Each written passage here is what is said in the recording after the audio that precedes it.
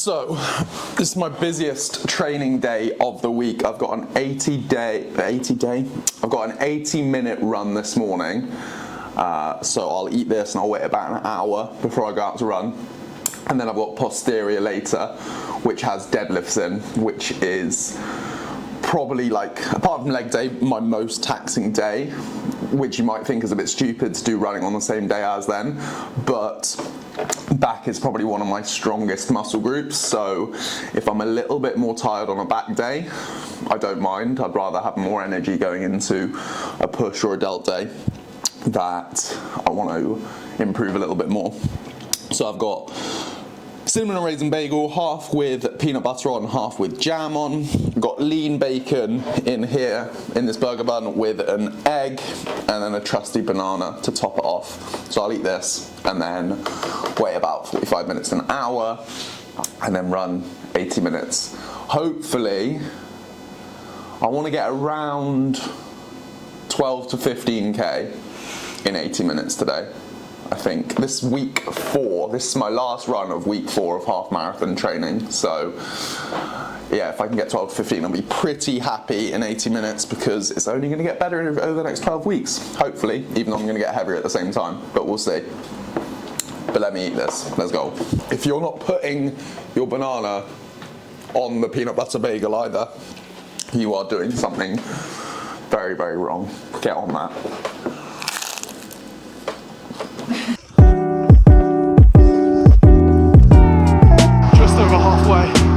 And this is where it gets hard. I call this the 1 second rule, because I really want to stop and walk. You've got a 1 second decision to either push through that pain and keep going, and if you do that, you'll feel amazing for the rest of the day.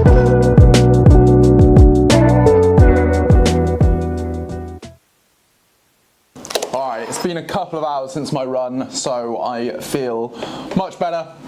I'm gonna get this pre-workout down me and then head to the gym again in about an hour.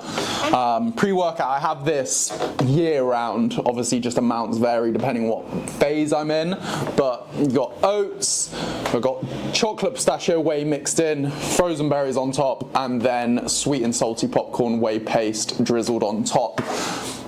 And then on the side, good old Squares bar, chocolate one is the best flavour. If you disagree, you're wrong.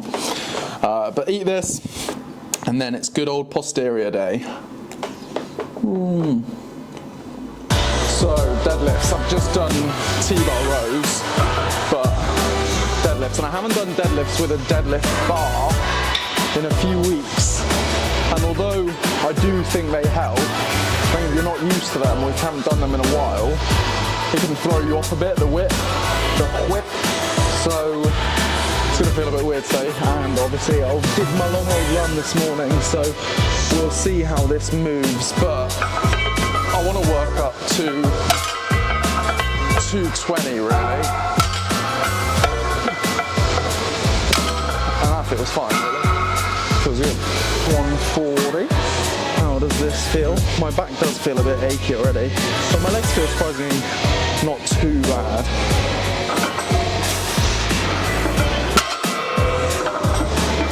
Well, I need to put clips on, definitely.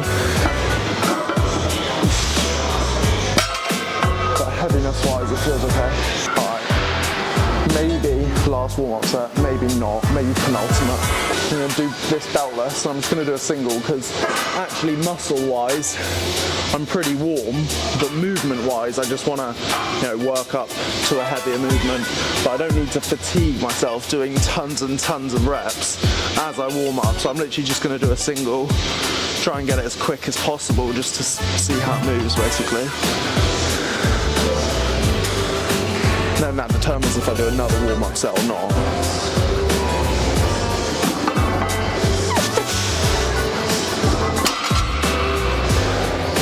Yeah, considering that was beltless as well, that felt really good. Do I do 200 then 220, or just do I do 220? I think we should do 220. Alright, well, 180 moved pretty good. I decided to skip 200 and just go 220. Realistically, because I am aware I'm fatigued and I'm very competitive, I got 8 last week, but that was a big jump from 6 the week before, so I'll be happy with like 6 or 7. We'll see though.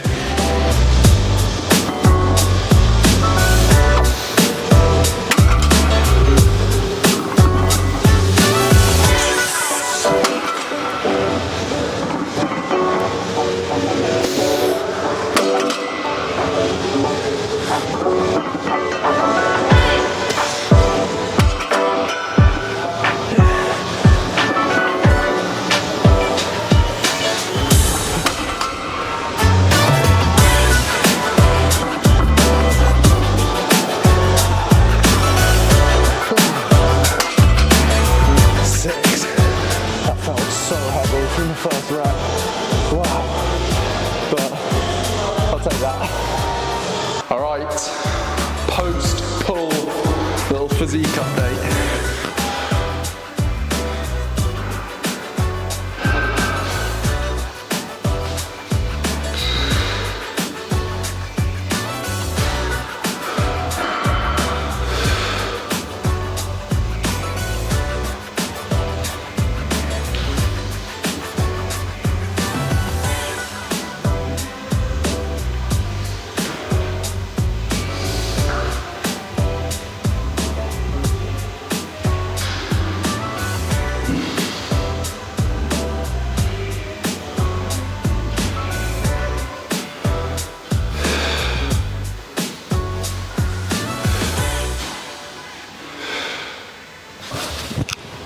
That was a surprisingly good workout actually. Deadlifts weren't the best, but I was expecting that. My hamstrings definitely felt it.